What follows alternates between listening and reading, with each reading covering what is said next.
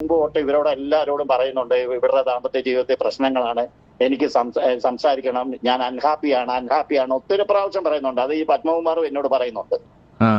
അപ്പൊ ഇവർക്ക് hi guys, നമസ്കാരം. എൻ്റെ പുതിയ വീഡിയോയിലോട്ട് നിങ്ങൾക്ക് എല്ലാവർക്കും സ്വാഗതം. അപ്പം ഇന്ന് ഞാൻ ഡിസ്കസ് ചെയ്യാൻ പോകുന്ന 2 ടോപ്പിക്ക്, അതിൽ അനുമോളുടെ ടോപ്പിക്കും ഉണ്ട്, മേഘയുടെ ടോപ്പിക്കും ഉണ്ട്. അതിൽ മേഘയുടെ ടോപ്പിക്കാണ് ഞാനിപ്പോൾ ഫസ്റ്റ് ഷൂട്ട് ചെയ്യാൻ പോകുന്നത്. അപ്പോൾ ഈ ടോപ്പിക്ക് എനിക്ക് തോന്നുന്നു ഇന്നലെ തൊട്ടിട്ട്, ഞാൻ സെർച്ച് ചെയ്ത വീഡിയോസൊക്കെ 19 മണിക്കൂർ മുമ്പൊക്കെ ഇട്ടിട്ടുള്ള വീഡിയോസാണ് ഞാൻ പൊതുവേ കണ്ടത്. അപ്പോൾ ഇന്നലെയും മെഞ്ഞാന്നുമായിട്ട് പലരും ഡിസ്കസ് ചെയ്തൊരു ടോപ്പിക്കാണ്. ഞാൻ ഇന്നലെ കുറച്ച് വയ്യായിക ഉണ്ടായിരുന്നു. ഞാൻ പിന്നെ ഹോസ്പിറ്റലിൽ പോയി എൻ്റെ ഷോപ്പിങ്ങും കാര്യങ്ങളൊക്കെ കഴിഞ്ഞ് ഞാൻ വീട്ടിലെത്താൻ ഭയങ്കര ലേറ്റായി. അതുകൊണ്ടാണ് ഞാൻ വീഡിയോ ഇടാത്തത്. പക്ഷേ ഈ വിഷയത്തെക്കുറിച്ചിട്ട് എനിക്ക് പേഴ്സണലി സംസാരിക്കണം, എനിക്ക് എൻ്റെ സൈഡിൽ നിന്ന് ഈ വിഷയവുമായി ബന്ധപ്പെട്ടിട്ട് കുറേ പറയാൻ പറ്റുമെന്ന് തോന്നിയത് കൊണ്ടാണ് ഞാൻ ഈ ലേറ്റായ ടൈമിലും ഈ ഒരു വീഡിയോ എടുക്കുന്നത്. ആൻഡ് രണ്ടാമതൊരു കാര്യം, എൻ്റെ വീഡിയോൻ്റെ താഴെ ഞാൻ കാണുന്നുണ്ട് ചേച്ചീൻ്റെ വീഡിയോ ഭയങ്കര ലെങ്തിയാണ്, ഭയങ്കര വലിച്ചു നീട്ടുന്നത് പോലെ ഞങ്ങൾക്ക് പേഴ്സണലി ഫീൽ ചെയ്യുന്നുണ്ട്. അപ്പോൾ ഇച്ചിരി വേഗം നിർത്താവോ എന്നുള്ളത്. എൻ്റെ വീഡിയോ കണ്ടിട്ടുള്ള ആൾക്കാർക്ക് അറിയാം, എൻ്റെ വീഡിയോ എല്ലാം ഏകദേശം ഈ ഒരു ലെങ്ത് പോകുന്നതാണ്. അത് ഞാൻ ഒരിക്കലും വലിച്ചു നീട്ടണം എന്ന് കരുതുകയല്ല. കാരണം ഞാനൊരു വിഷയത്തെപ്പറ്റി സംസാരിക്കുമ്പം എനിക്ക് അതുമായി ബന്ധപ്പെട്ടിട്ട് പറയണം, അല്ലെങ്കിൽ എനിക്ക് ക്ലിയർ ആക്കി തരണം എന്നുള്ള കാര്യങ്ങൾ ഞാൻ പറയുമ്പോൾ അത് ഓട്ടോമാറ്റിക്കലി ഒന്ന് വലുതായി പോകുന്നതാണ്. പിന്നെ മാക്സിമം ഞാൻ കുറയ്ക്കാൻ ശ്രമിക്കാം. അതിൻ്റെ കൂട്ടത്തിൽ നിങ്ങൾ 2x സ്പീഡിൽ ഇട്ടിട്ടൊക്കെ ഒന്ന് കാണുകയാണെങ്കിൽ കുറച്ചും കൂടെ ലെങ്ത് കുറയും എന്ന റിക്വസ്റ്റാണ് എനിക്ക് നിങ്ങളോട് പറയാനുള്ളത്. ആൻഡ് അടുത്തൊരു കാര്യം, ഞാൻ മേഘയുടെ വിഷയം സംസാരിക്കാൻ പോവുകയാണ്. എനിക്ക് തോന്നുന്നു എൻ്റെ ഈ യൂട്യൂബ് ജീവിതത്തിൽ തന്നെ എനിക്ക് ഏറ്റവും കൂടുതൽ ഹെയ്റ്റ് അല്ലെങ്കിൽ നെഗറ്റിവിറ്റി, ഏറ്റവും കൂടുതൽ കമൻറ്റിൽ കൂടെ ഞാൻ ഒരിക്കലും പ്രതീക്ഷിക്കാണ്ട്, ഞാൻ ചില വിഷയങ്ങളൊക്കെ സംസാരിക്കുമ്പോൾ ഞാൻ പ്രതീക്ഷിക്കും, എനിക്കറിയാം ഇതിന് എനിക്ക് ഹെയ്റ്റ് വരും എന്നുള്ളത് എനിക്കറിയാം. പക്ഷെ ഞാൻ പ്രതീക്ഷിക്കാണ്ട് എനിക്ക് ഹെയ്റ്റ് വന്നൊരു സാധനമാണ്. അതിൽ ഞാൻ കൺവേ ചെയ്യാൻ ഉദ്ദേശിച്ച രീതിയിലല്ല നിങ്ങൾക്ക് ആ വിഷയത്തെക്കുറിച്ച് കിട്ടിയത്. ആൻഡ് പൊതുവേ ഈവൻ റിയാക്ഷൻ വീഡിയോ ചെയ്യുന്ന വ്യക്തികൾ അല്ലെങ്കിൽ ഇങ്ങനത്തെ കോണ്ടൻറ്റ് ഇടുന്ന വ്യക്തികളെ സംബന്ധിച്ചാണെങ്കിലും അവരെല്ലാവർക്കും ഒരുപോലെ ഹെയ്റ്റ് കിട്ടിയിട്ടുള്ളൊരു വിഷയമാണ് ഈ മേഘ അഖിൽ ഒളിച്ചോട്ടം എന്ന് പറയുന്ന ഒരു സാധനം. അതുമായി ബന്ധപ്പെട്ട് എനിക്ക് പറയാനുള്ള കാര്യങ്ങളൊക്കെ ഞാൻ ഓൾറെഡി പറഞ്ഞു. അപ്പോൾ ഞാൻ അതിലോട്ടൊന്നും ഇനി പോകുന്നില്ല. നിങ്ങൾക്ക് എൻ്റെ ഫസ്റ്റ് വീഡിയോ കാണണമെങ്കിൽ ആ വീഡിയോ പോയി കാണാം. ആൻഡ് ആ വീഡിയോയിൽ വന്ന ഹെയ്റ്റ് കമൻറ്റിനെ റെസ്പോണ്ട് ചെയ്തുകൊണ്ട് ഞാൻ വേറൊരു വീഡിയോ ഇട്ടിട്ടുണ്ട്, അത് കാണണമെങ്കിൽ അത് കാണാം. അപ്പം ഞാൻ അതിലോട്ടൊന്നും ഞാൻ പോകുന്നില്ല. അപ്പം ഈ ഒരു വിഷയം കേൾക്കാൻ ആഗ്രഹമുള്ള വ്യക്തികൾ മാത്രം ഇവിടെ അങ്ങോട്ട് കാണുക, ആഗ്രഹമില്ലാത്ത വ്യക്തികൾ സ്കിപ്പ് ചെയ്യുക, അടുത്തൊരു വീഡിയോയിലോട്ടും കൂടെ പോകാം. ഇനി ഒരു കാര്യം കൂടെ പറഞ്ഞോട്ടെ, എപ്പോഴും എൻ്റെ വീഡിയോൻ്റെ താഴെ എനിക്ക് വരുന്ന ഒരു കമൻറ്റാണ്, ചേച്ചി സോഷ്യലി റെലവൻ്റ് ആയിട്ടുള്ള വിഷയത്തെക്കുറിച്ച് സംസാരിക്കൂ, സോഷ്യലി റെലവൻ്റ് ആയ വിഷയത്തെക്കുറിച്ച് സംസാരിക്കൂ, എന്തിനാണ് എപ്പോഴും ഇങ്ങനത്തെ കാര്യങ്ങൾ പറയുന്നതെന്ന്. അപ്പോൾ ഞാൻ വളരെ ക്ലിയർ ആയിട്ട് ഞാൻ നിങ്ങൾക്ക് ഒരു കാര്യം കൂടെ കാണിച്ചിട്ട് നമുക്ക് പോകാം. അതിലെന്താ സംഭവം എന്ന് വെച്ചാൽ, ഇത് എൻ്റെ യൂട്യൂബ് സ്റ്റുഡിയോ ആണ്, ഞാനിത് ഓപ്പൺ ചെയ്തെടുക്കുന്നുണ്ട്. ഈ റീസെൻ്റ്ലി നിങ്ങളെല്ലാവരും എന്നോട് സോഷ്യലി റെലവൻസ് പറഞ്ഞു. എനിക്ക് മേഘ അഖിൽ വിഷയത്തിൽ കുറേ ഹെയ്റ്റൊക്കെ വന്ന സമയത്ത് ഞാൻ കരുതി ഇങ്ങനത്തെ വിഷയങ്ങൾ വിട്ട് കുറച്ച് സോഷ്യലി റെലവൻറ്റ് പറയാം, കാരണം എൻ്റെ സബ്സ്ക്രൈബേഴ്സിന് കാണാൻ അതാണല്ലോ ഇഷ്ടം എന്ന് കരുതി ഞാനൊരു 3 വീഡിയോകൾ ചെയ്തു. ഓക്കെ, അതിൽ ഒരു വീഡിയോ എന്താണെന്ന് വെച്ചാൽ മകൻ അച്ഛനെ കുത്തിക്കൊന്നതുമായി ബന്ധപ്പെട്ടൊരു വിഷയം. 29 വയസ്സുകാരൻ ഡ്രഗ് യൂസ് ചെയ്തതിൻ്റെ ഭാഗമായിട്ട് ഫാദറിൻ്റെ അടുത്ത് ചെയ്തൊരു സാധനം. ആ ഒരു വീഡിയോയ്ക്ക് എനിക്ക് കിട്ടിയ വ്യൂ, 3 ദിവസമായി ഞാൻ ആ വീഡിയോ ഇട്ടിട്ട്, അതിന് എനിക്ക് കിട്ടിയ വ്യൂ 383 വീഡിയോയാണ്, 383 വ്യൂസാണ് കിട്ടിയത്. ഞാൻ അതിൽ വിശദീകരിച്ച് ഡി അഡിക്ഷൻ സെൻറ്ററിൽ ട്രീറ്റ്മെൻറ്റ് എടുക്കേണ്ട കാര്യത്തെക്കുറിച്ചൊക്കെ പറഞ്ഞൊരു സോഷ്യലി റെലവൻറ്റ് വിഷയമാണ്. ഞാൻ അതിൽ വ്യക്തമായി കമൻറ്റ് ചെയ്യിച്ചു, ഡി അഡിക്ഷൻ അല്ലെങ്കിൽ ഡ്രഗ് അഡിക്ഷൻ റിലേറ്റ് ചെയ്തിട്ട് നിങ്ങൾക്ക് എന്ത് പറയാനുണ്ടെങ്കിലും താഴെ മക്കളെ നിങ്ങൾ കമൻറ്റ് അടിച്ചോ എന്ന് ഞാൻ റിപ്ലൈ തരുമെന്ന് പറഞ്ഞു. 383. പിന്നെ ഞാൻ പറഞ്ഞൊരു സാധനമാണ്, 13 കാര്യം സുഹൃത്തും കൂടി ഇല്ലാണ്ടാക്കിയത് ഒരു പാവത്തിൻ്റെ ജീവൻ. അത് നിങ്ങൾക്ക് എല്ലാവർക്കും അറിയാം, ശിവൻകുട്ടി എന്ന് പറയുന്ന വ്യക്തിയുടെ വിഷയം ഒരു 13 ചെയ്തൊരു ക്രൈമാണ്. അപ്പോൾ ആ കുട്ടിയുടെ ലൈഫിൽ നടന്ന കുറേ സിറ്റുവേഷൻസ്, എങ്ങനെ കുട്ടി ഇങ്ങനെ പോയി, എങ്ങനെ ക്രിമിനൽ ബിഹേവിയർ, കണ്ടക്ട് ഡിസോർഡർ, ഇങ്ങനത്തെയൊക്കെ ഒരു പെർസ്പെക്റ്റീവിനെ ലൈബറേറ്റീവ് ആയ രീതിയിൽ ഞാൻ എക്സ്പ്ലെയിൻ ചെയ്തു. അത് ഞാൻ ഇട്ടിട്ട് ഇന്നത്തേക്ക് ഒരു ദിവസം കഴിഞ്ഞു, 1-2 ദിവസമായി. അതിനാകെ കിട്ടിയത് 1.3K.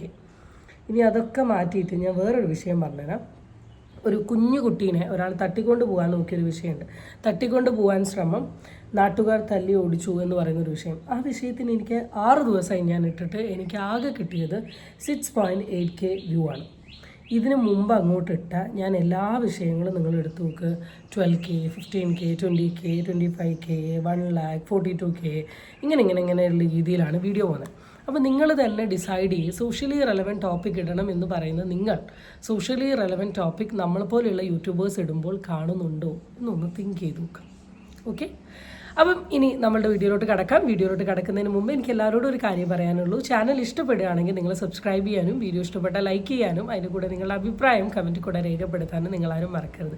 So let's get into the video. ഞാൻ സൈഡിൽ ഒരു പോസ്റ്റ് കൊടുക്കാം. പോസ്റ്റ് ഇതാണ്: ഞാൻ എൻ്റെ അച്ഛൻ്റെ വീട്ടിൽ പരിഹാസങ്ങൾക്കിടയിൽ പ്രതികരിച്ച് അഖിൽ എന്നാടിയുടെ ഭാര്യ മേഘ എന്ന് പറഞ്ഞിട്ടുള്ള ഒരു പോസ്റ്റ്. ഇപ്പോൾ ചിലപ്പോൾ എല്ലാവരും പറയും അഖിൽ എന്നാടിയുടെ ഭാര്യയല്ല മേഘ എന്നുള്ളത്. അല്ല, അവർ ലീഗലി ഡിവോഴ്സ് ആവാൻ നിൽക്കുകയാണ്. പക്ഷേ ന്യൂസിൽ വന്ന സാധനം ഇതാണ്. അപ്പോൾ ഞാൻ പെട്ടെന്ന് കരുതി ഇതിപ്പോൾ എന്താ സംഭവം എന്ന്. വേഗം മേഘയുടെ അക്കൗണ്ട് പോയി നോക്കുന്ന സമയത്ത് മേഘ അതിലൊരു പോസ്റ്റ് ഇട്ടിട്ടുണ്ട്. പോസ്റ്റ് ഇവിടെ ഞാൻ കാണിച്ചു തരാം. ആൾ ഒരു വീടിൻ്റെ ഫ്രണ്ടിലിരിക്കുന്ന ഒരു പോസ്റ്റാണ്. ആ പോസ്റ്റിൽ ഞാൻ എൻ്റെ അച്ഛൻ്റെ വീട്ടിൽ എന്ന് പറഞ്ഞിട്ടാണ് ഒരു പോസ്റ്റ് ഇട്ടത്. അപ്പോൾ ഇതുമായി ബന്ധപ്പെട്ട് ഒരുപാട് ട്രോൾസ് വന്നു കേട്ടോ. മേഘ ഒളിച്ചോടിപ്പോയത് അച്ഛൻ്റെ വീട്ടിലോട്ടാണോ, പിന്നെ ചില ആൾക്കാരിട്ട ട്രോൾ എന്താണെന്ന് വെച്ചാൽ ടാക്സി വിളിച്ച് അച്ഛൻ്റെ വീട്ടിൽ പോയി, നൈറ്റി എടുത്ത് അച്ഛൻ്റെ വീട്ടിൽ പോയി, ഇങ്ങനെ കുറേ ട്രോൾസ് കണ്ടു. ഇനി ട്രോൾസിലുപരി നമ്മുടെ ഒരു മെയിൻ സ്ട്രീം ചാനലിൽ ഈ ഒരു സാധനത്തിൻ്റെ ന്യൂസ് വന്നിട്ടുണ്ട്. ഞാൻ അതും സൈഡ് കാണിച്ചു തരാം. മാതൃഭൂമി: ചെങ്ങന്നൂരുള്ള എൻ്റെ അച്ഛൻ്റെ വീട്ടിൽ എന്ന അടിക്കുറിപ്പോടുകൂടി മേഘ തൻ്റെ പുതിയ ചിത്രങ്ങൾ പങ്കുവച്ചിരിക്കുന്നു. ഹാഷ്ടാഗ് ശ്രദ്ധിക്കണം: മേഘ നായർ, അഖിൽ എന്നാടി, സോഷ്യൽ മീഡിയ റൂമേഴ്സ്. ഒളിച്ചോടി എന്ന പ്രചാരണങ്ങൾക്കിടെ അച്ഛൻ്റെ വീട്ടിലെന്ന് മേഘ നായർ, റീലുമായി അഖിൽ എന്നാടി. മാതൃഭൂമിയുടെ വെരിഫൈഡ് അക്കൗണ്ടിൽ വന്നിട്ടുള്ളൊരു സാധനം. അപ്പോൾ നിങ്ങൾ മനസ്സിലാക്കേണ്ട കാര്യം, ഇങ്ങനത്തെ വിഷയങ്ങൾ സംസാരിക്കുന്നത് ഒരിക്കലും നമ്മൾ റിയാക്ഷൻ വീഡിയോ ചെയ്യുന്ന വ്യക്തികൾ മാത്രമല്ല, അതിൻ്റെ കൂടെ പല മെയിൻ സ്ട്രീം ചാനലുകളും ഈ വിഷയത്തെക്കുറിച്ച് സംസാരിക്കുന്നുണ്ട് എന്നുള്ളതും കൂടെ നിങ്ങൾ തിരിച്ചറിയുക. കാരണം ഈ ഒരു വിഷയം സോഷ്യൽ മീഡിയയിൽ ഡിസ്കഷൻ ആയപ്പോൾ പലരും വന്ന് പറഞ്ഞത് ഒരു പണിയുമില്ലാണ്ട് ചൊറിയും കുത്തിയിരിക്കുന്ന കുറേ എണ്ണങ്ങളാണ് കയറിയിട്ട് സോഷ്യൽ മീഡിയയിൽ വന്നിട്ട് ഗോസിപ്സ് പറയുന്നത് എന്ന രീതിയിൽ വന്നു. അതാ പറഞ്ഞത്, മെയിൻ സ്ട്രീം ചാനലിലും ഇതൊക്കെ ഒരു വിഷയമാക്കിയിട്ട് പലരും സംസാരിക്കുന്നുണ്ട്. അപ്പോൾ ഇങ്ങനൊരു സാധനം കണ്ടപ്പം എൻ്റെ മനസ്സിൽ സത്യസന്ധമായി ഫസ്റ്റ് വന്ന ഒരു ആംഗിൾ എന്താണെന്ന് വെച്ചാൽ, മേഘ ഓഫ് കോഴ്സ് ആ വ്യക്തിയുടെ കൂടെ പോയി കഴിഞ്ഞതിന് ശേഷം ചിലപ്പോൾ അവിടെ എത്തി ആ വ്യക്തിയുടെ സ്വഭാവം മനസ്സിലാക്കി കഴിഞ്ഞതിന് ശേഷം ഓട്ടോമാറ്റിക്കലി ഇനി ആ വ്യക്തിൻ്റെ കൂടെ നിന്നിട്ട് കാര്യമല്ല, നിന്നാൽ പണി വാളും. കാരണം ചിലപ്പം എല്ലാവരും പറഞ്ഞത് പ്രകാരം, നമ്മൾ ഈ സോഷ്യൽ മീഡിയയിൽ കേട്ടത് പ്രകാരം പുള്ളിയുടെ സാമ്പത്തിക സ്ഥിതിയും ഒരു ജീവിത സാഹചര്യവും പുള്ളിയുടെ ഒരു പ്രൊഫഷനും പുള്ളിയുടെ ഒരു സ്വഭാവത്തെയും നെഗറ്റീവ് രീതിയിലാണ് പറഞ്ഞത്. അപ്പോൾ അവിടെ ചെന്ന് മേഘ മനസ്സിലാക്കി മേഘ തിരിച്ചു വന്നു. അപ്പം മേഘേൻ്റെ നല്ലൊരു ലൈഫ് വിട്ട് വേറൊരു ലൈഫ് പോയതിന് ഇങ്ങനെയായി എന്ന രീതിയിലാണ് ഞാൻ കരുതിയത്. പക്ഷെ എന്നാൽ ജിനൂസ് എന്ന് പറയുന്ന ഒരു യൂട്യൂബറിൻ്റെ ചാനലിൽ ഒരു ഓഡിയോ ക്ലിപ്പ് വന്നിട്ടുണ്ട്.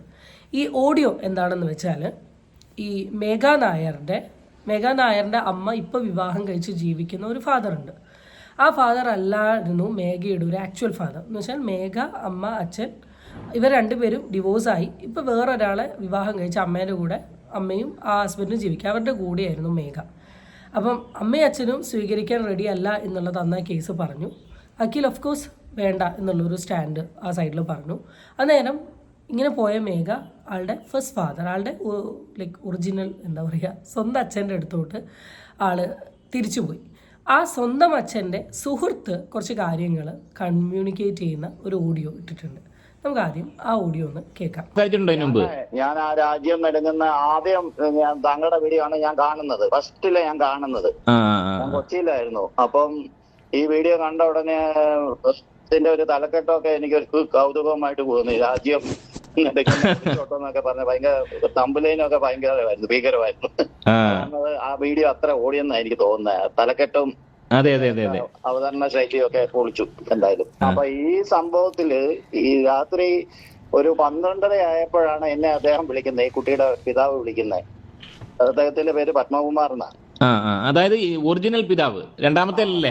അതായത് ആദ്യത്തെ അച്ഛൻ. ഈ കൊച്ചിന് 2 അച്ഛന്മാരാണ്, അറിയാമല്ലോ. ഒരു അഡ്വക്കേറ്റ് ഷാജി നൂറനാട്, കോൺഗ്രസ് പാർട്ടിയുടെ ആലപ്പുഴ ജനറൽ സെക്രട്ടറി ഒക്കെ അയാള്.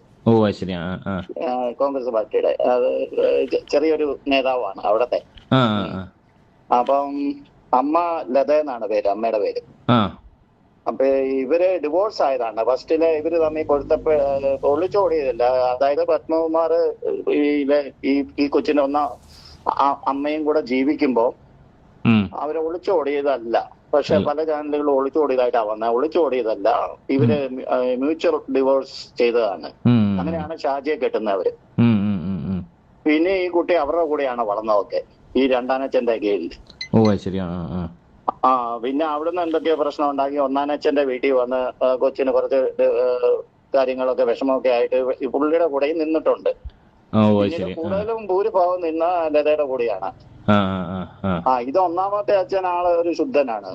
ആള് ഭയങ്കര ഒരു പിതാവിനും ഇല്ലാത്ത സ്നേഹമാണ് ഈ മോളോട്.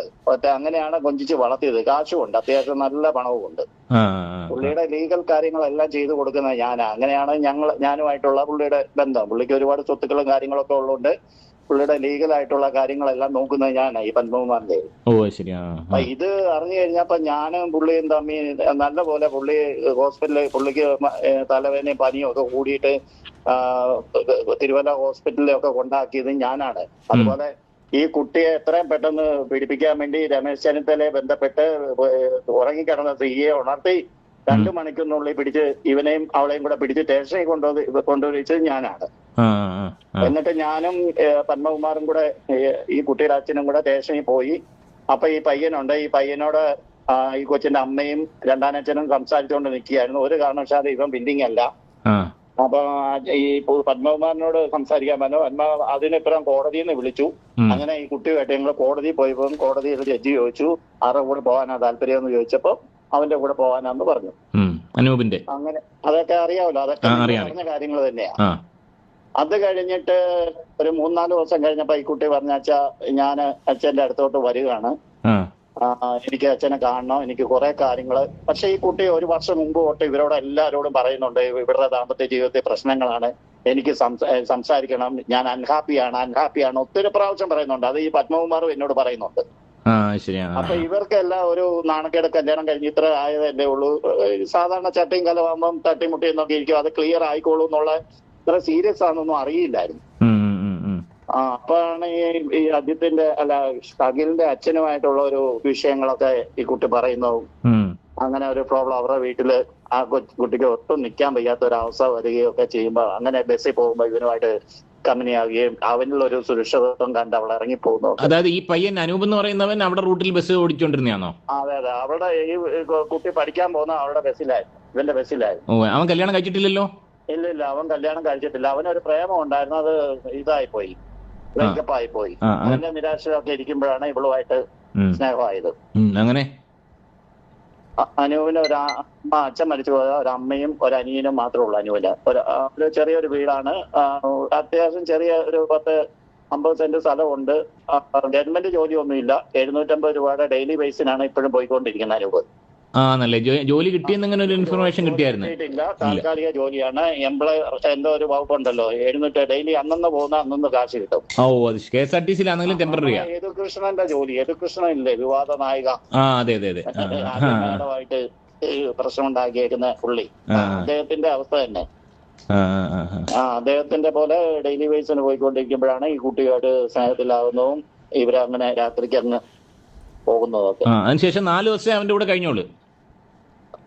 കുറച്ച് 3-4 ദിവസം കഴിഞ്ഞു. തോന്നുന്നു 4 ദിവസം. 4-5-ാമത്തെ ദിവസം കുട്ടി വിളിച്ചു പറഞ്ഞു വേറെ ജീവിതം അടുത്തിട്ടൊന്നുമില്ല.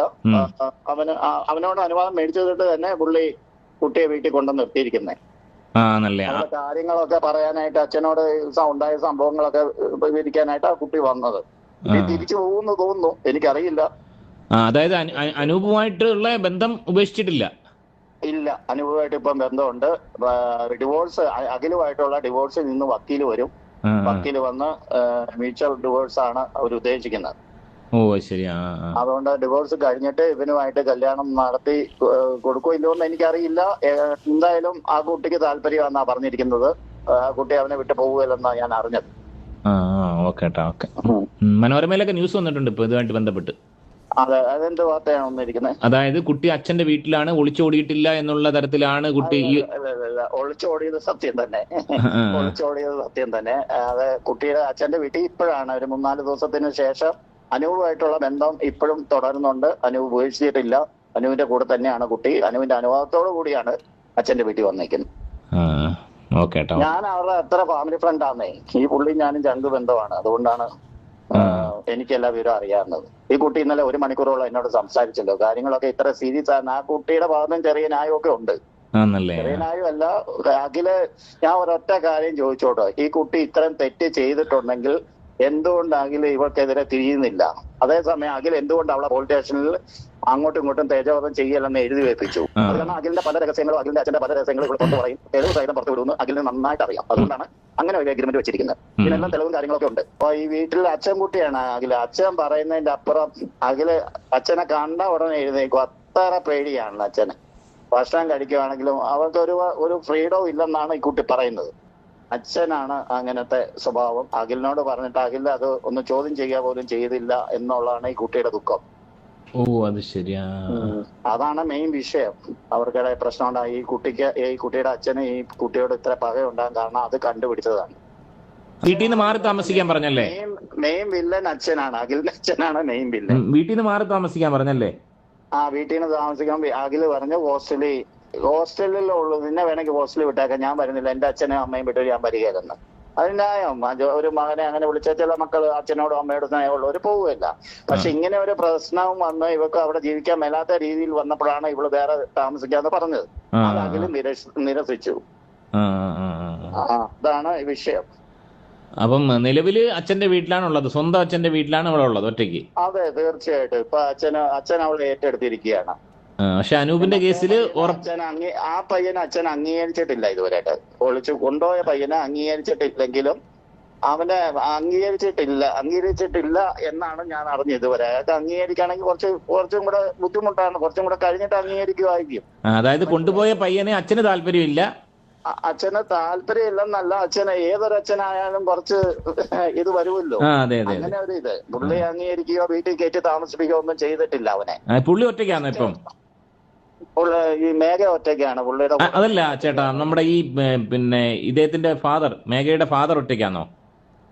മേഘയുടെ ഫാദർ ഒറ്റയ്ക്കല്ല, അമ്മയുണ്ട്, മേഘയുടെ അപ്പൂപ്പനുണ്ട്, രണ്ട് ഒരു ബന്ധുവുണ്ട്, പിന്നെ 2-3 ജോലിക്കാരുണ്ട്.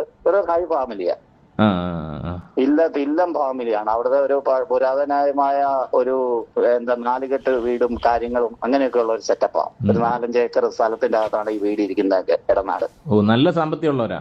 നല്ല സാമ്പത്തികം തന്നെ, കോടികളുടെ ആസ്തിയുള്ള. എനിക്ക് അറിയാമല്ലോ, ഞാൻ അവിടെ പോയി ഒരാഴ്ചയൊക്കെ താമസിക്കുന്ന പുള്ളിയുടെ കൂടെ.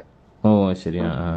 എന്നെ ഭയങ്കര കാര്യമാണ് പുള്ളിക്ക്. എന്ത് കാര്യം ഉണ്ടായാലും പുള്ളി ആദ്യം വിളിച്ചു പറഞ്ഞു എന്നോട് എന്റെ മോള് പോയെന്നും അവരെ പിടിച്ചു കൊടുക്കണമെന്നും ഒക്കെ ആവശ്യം. അന്ന് രാത്രി തന്നെ ഞാൻ വണ്ടി എടുത്ത് പുള്ളിയുടെ അടുത്ത് പോവുകയും പിറ്റേന്ന് രാവിലെ ഞങ്ങൾ 2 സ്റ്റേഷനിൽ പോയത് ഈ പയ്യനുമായിട്ട് സംസാരിക്കുകയും ഒക്കെ ചെയ്തു. കാര്യം ഉണ്ടായില്ല. ഇതാണ് ഈ വിഷയവുമായി ബന്ധപ്പെട്ടിട്ട് സോഷ്യൽ മീഡിയയിൽ ഇപ്പം റീച്ച് ആയിക്കൊണ്ടിരിക്കുന്ന ഒരു ഓഡിയോ. ഞാൻ ഈ ഓഡിയോ കംപ്ലീറ്റ് കേട്ടു. ഇതിൻ്റെ ബേസിസിൽ നമുക്ക് മനസ്സിലായിട്ടുള്ളൊരു കാര്യം എന്താണെന്ന് വെച്ചാൽ ആളിപ്പം അനൂപിൻ്റെ കൂടെ തന്നെയാണ്. അനൂപിനെ കല്യാണം കഴിക്കാനും അനൂപിൻ്റെ കൂടെ തന്നെ ജീവിക്കാനുമാണ് ആൾ ആഗ്രഹിക്കുന്നത്. ഇപ്പം ഫാദറിൻ്റെ അടുത്ത് വന്നിരിക്കുന്നത് എന്താണ്, കുറച്ച് കാര്യങ്ങൾ പേഴ്സണൽ ആയിട്ടുള്ള കുറച്ച് കാര്യങ്ങൾ ഷെയർ ചെയ്യാൻ വേണ്ടിയിട്ടാണ്. ഞാൻ ഇതിൻ്റെ ഇടയിൽ കേട്ട 2 സ്റ്റേറ്റ്മെൻറ്റ്. അതിൽ സ്റ്റേറ്റ്മെൻറ്റ് നമ്പർ 1 എന്താണെന്ന് വെച്ചാൽ അവളെ ഭാഗത്ത് മാത്രമല്ല തെറ്റ്, അവളുടെ ഭാഗത്ത് കുറേ ശരിയുണ്ട് എന്ന രീതിയിൽ, അത് അവൾ പറയുന്ന കാര്യങ്ങളൊക്കെ കേട്ടാലേ മനസ്സിലാവൂ എന്നുള്ള രീതിയിലൊരു സ്റ്റേറ്റ്മെൻറ്റ് ഇതിൽ പറഞ്ഞു. ഒരിക്കലും ഞാൻ എൻ്റെ വീഡിയോയിൽ വളരെ വ്യക്തമായിട്ട് പറഞ്ഞു, ഒരിക്കലും ഒരു girl or boy get separated ആവുന്നതിന് ഗേളുടെ ഭാഗത്ത് മാത്രമാണ് തെറ്റ് എന്നുള്ളത് നിങ്ങൾക്ക് ഒരിക്കലും പറയാൻ പറ്റില്ല. ബോയിയുടെ ഭാഗത്തും ഒരുപോലെ തെറ്റുണ്ടാവും. ചിലപ്പോൾ ബോയുടെ എന്തെങ്കിലും ഒരു ക്യാരക്ടർ ഗേളിന് ഇഷ്ടമല്ലാത്തത് കൊണ്ടോ ഗേളുടെ എന്തെങ്കിലും ഒരു ക്യാരക്ടർ ബോയ്ക്ക് ഇഷ്ടമല്ലാത്തത് കൊണ്ടാണ് അവരിങ്ങനെ ഒരു ഡിസിഷൻ എടുക്കുക. ആ ഡിസിഷൻ തെറ്റാണെന്ന് പറയാൻ ഈ ലോകത്ത് ആർക്കും റൈറ്റില്ല, അല്ലേ? റൈറ്റില്ല. ഇപ്പോൾ കാരണം ആ ബന്ധത്തിൽ കടന്നു പോകുന്ന വ്യക്തികൾക്ക് മാത്രമേ പറയാൻ പറ്റൂ അയാൾ എന്താണ് അതിൽ അനുഭവിക്കുന്നത് എന്നുള്ളത്. പുറമെ നിന്ന് കാണുന്ന കാഴ്ചക്കാർക്ക് ഉള്ളിൽ നടക്കുന്ന കാര്യത്തെക്കുറിച്ചിട്ടുള്ള 100% അറിയില്ല. ഇപ്പോൾ ബോയുടെ ഫ്രണ്ട്സ് കേൾക്ക് ബോയുടെ സൈഡ് ഓഫ് ആംഗിൾ മാത്രമാണ്, ഗേളുടെ ഫ്രണ്ട്സ് കേൾക്ക് ഗേളുടെ സൈഡ് ഓഫ് ആംഗിൾ മാത്രമാണ്. അതിൽ ബോയുടെ കുറേ കാര്യങ്ങൾ ബോയ് ചിലപ്പോൾ അവരോടും പറഞ്ഞിട്ടുണ്ടാവില്ല, ഗേളുടെ കുറേ കാര്യങ്ങൾ അപ്പുറത്തും പറഞ്ഞിട്ടുണ്ടാവില്ല. അതുകൊണ്ട് തന്നെ ഇവരെടുത്ത ഡിസിഷൻ മേഘ വളരെ മോശമായതുകൊണ്ട് മേഘ ഇങ്ങനെ ഒരു ഡിസിഷൻ എടുത്തു, അല്ലെങ്കിൽ മറ്റേ ആൾ ഭയങ്കര സൂപ്പറാണ് എന്ന ടേംസിലോ അല്ലെങ്കിൽ മേഘ എന്നല്ല പറയുന്നത്. ഇവിടെ നമ്മൾ പറയാൻ ഉദ്ദേശിച്ചൊരു കാര്യം, ഇങ്ങനൊരു പ്രശ്നം താങ്കളുടെ ഹസ്ബൻഡിന് ഉണ്ടായിരുന്നെങ്കിൽ എന്തായിരുന്നു ചെയ്യേണ്ടത്? ഹസ്ബൻഡിൻ്റെ ഇഷ്യൂസ് ഇപ്പം അച്ഛനോട് ഇപ്പാണല്ലോ അച്ഛനോട് എന്ന് പറയുന്നത്. ഒളിച്ചോടിക്കഴിഞ്ഞ് അവൻ്റെ വീട്ടിലെത്തി 4 ദിവസം അവൻ്റെ വീട്ടിൽ താമസിച്ച് കഴിഞ്ഞതിന് ശേഷമാണല്ലോ അച്ഛനോട് പറയുന്നത്. അതിന് മുമ്പ് ആ വീട്ടിൽ നിന്ന് മാന്യമായിട്ട് വേണ്ട എന്ന് പറഞ്ഞ് അച്ഛൻ്റെ അടുത്ത് പോയി കാര്യങ്ങളെല്ലാം പറഞ്ഞ്, ഇനിയിപ്പോൾ അമ്മ അക്സെപ്റ്റ് ചെയ്യാൻ റെഡി അല്ലെങ്കിൽ കാര്യങ്ങളെല്ലാം പറഞ്ഞ് ലീഗലി ഡിവോഴ്സ് ചെയ്ത് നിങ്ങൾക്ക് ആരെയാണോ ഇഷ്ടം ആ കല്യാണം കഴിച്ച് പോവല്ലേ ചെയ്യേണ്ടത്. പകരം നിങ്ങളെടുത്ത ഡിസിഷൻ എന്തായിരുന്നു? ആ വ്യക്തിനെ വിവാഹം കഴിച്ച് ആ വീട്ടിലിരിക്കെ ആ വീട്ടിൽ നിന്ന് അത്രയും നേരം ഫുഡ് കഴിച്ച് രാത്രി ഇറങ്ങിപ്പോയി. അത് ശരിയായിട്ടുള്ളതാണോ എന്നുള്ളത് ആലോചിക്കും. ഇവിടെ എല്ലാ വീഡിയോ ചെയ്യുന്ന ആൾക്കാരും എൻ്റെ ഇത് പ്രകാരം അത് മാത്രമേ പറഞ്ഞിട്ടുള്ളൂ. ലീഗലി ഡിവോഴ്സ് ആയി കഴിഞ്ഞതിന് ശേഷം നിങ്ങൾ നിങ്ങളുടെ ലൈഫ് ചൂസ് ചെയ്യൂ എന്നുള്ളത്. ആ ഒരു സാധനം ഇവിടെ കുട്ടി ചൂസ് ചെയ്തിട്ടില്ല. അതാണ് ഈ കുട്ടിയുടെ ഏറ്റവും വലിയ മിസ്റ്റേക്ക് എന്ന് പറയുന്നത്. ആൻഡ് ഇതിൽ കുറേ അഖിൽ എന്നാടിയുടെ ഫാദറിൻ്റെ സൈഡിൽ കുറേ തെറ്റുണ്ട്, അല്ല അഖിൽ എന്നാടിയുടെ സൈഡിൽ കുറേ തെറ്റുണ്ട്. മാറി ജീവിക്കണം എന്ന് പറഞ്ഞ സമയത്ത് നീ ഹോസ്റ്റലിൽ പോയി നിന്നോ, ഞാനിവിടെ നിന്നോളാം, അങ്ങനെ ഇങ്ങനെ കുറേ സാധനങ്ങൾ ഞാൻ കേട്ടു. ഇതൊന്നും പറയണ്ട. ടൈം ഇപ്പോൾ അല്ല, ടൈം ലേറ്റായിപ്പോയി. ഇപ്പോൾ വലിയൊരു തെറ്റ് ചെയ്ത് കഴിഞ്ഞതിന് ശേഷം ഇവിടെ വന്നിരുന്ന് ഓപ്പോസിറ്റുള്ള വ്യക്തിയെ കുറിച്ചിട്ട് എന്തൊക്കെ പറഞ്ഞാലും അത് അക്സെപ്റ്റ് ചെയ്യാൻ കുറച്ച് പാടാണ്, കുറച്ച് ബുദ്ധിമുട്ടാണ്. കാരണം വേറൊന്നും ചിന്തിക്കൂല. അവനിരിക്കെ വേറൊരുത്തൻ്റെ കൂടെ ഒളിച്ചോടിപ്പോയി, അവൻ്റെ കൂടെ കുറച്ച് ദിവസം താമസിച്ച് അത് കഴിഞ്ഞ് അച്ഛൻ്റെ വീട്ടിൽ വന്ന് അവനെ കുറ്റം പറഞ്ഞിട്ട് എന്ത് കാര്യം? അത് നിങ്ങളൊന്ന് ആലോചിക്കേണ്ടിയിരിക്കുന്നു. അതാ പറഞ്ഞത്, ഒരു ബന്ധം ഫ്രണ്ടോട്ട് പോകുമ്പോൾ മ്യൂച്വലി പറ്റില്ല എന്ന് തോന്നിയാൽ, ആ രണ്ട് വ്യക്തികൾക്ക് തോന്നിയാൽ, ലെറ്റ് ദം ഗെറ്റ് സെപ്പറേറ്റഡ്. എന്നിട്ട് അതിന് ശേഷം you can decide what you want to do. അല്ലാണ്ട് ഒരിക്കലും ഇവിടെ എടുക്കേണ്ട ഒരു തീരുമാനമായിരുന്നില്ല ഇത് എന്നാണ് പറയാനുണ്ടായിരുന്നത്. ആൻഡ് ഇങ്ങനെ ഒരു ഡിസിഷനിലോട്ട് എത്തുന്നതിന് മുമ്പ് നിങ്ങൾ ഒരുമിച്ച് ഒരുപാട് കാലം നല്ല രീതിയിൽ പ്രണയിച്ച് പോയി. അപ്പോൾ ഇതൊന്നും അറിയാണ്ട് നിങ്ങളുടെ പാർട്ട്ണർ നിങ്ങളുടെ കൂടെ ഉണ്ടായിരുന്നു. ഇതൊക്കെയാണ് എല്ലാ വ്യക്തികളും ഇരുന്ന് ആലോചിക്കുന്നത്, ചിന്തിക്കുന്നത്, പറയുന്നത്. ഓക്കെ. പിന്നെ ഇപ്പോൾ ഈ ഒരു കേസിൻ്റെ ഇടയിൽ തന്നെ പറയുന്നത് കേട്ടു, അന്ന് മേഘ പോയ ദിവസം തന്നെ രമേശ് ചെന്നിത്തലേനെ വിയ്യേനെ വിളിച്ച് എണീപ്പിച്ച് പോലീസുകാർ വഴി വന്ന് എന്തൊക്കെയൊക്കെയോ കാര്യങ്ങൾ സെറ്റാക്കി, ഇങ്ങനെ കുറേ സെൻറ്റൻസ് സ്റ്റേറ്റ്മെൻറ്റ് ഡയലോഗ്സൊക്കെ ഞാൻ ഇതിൻ്റെ ഇടയിൽ കേട്ടു.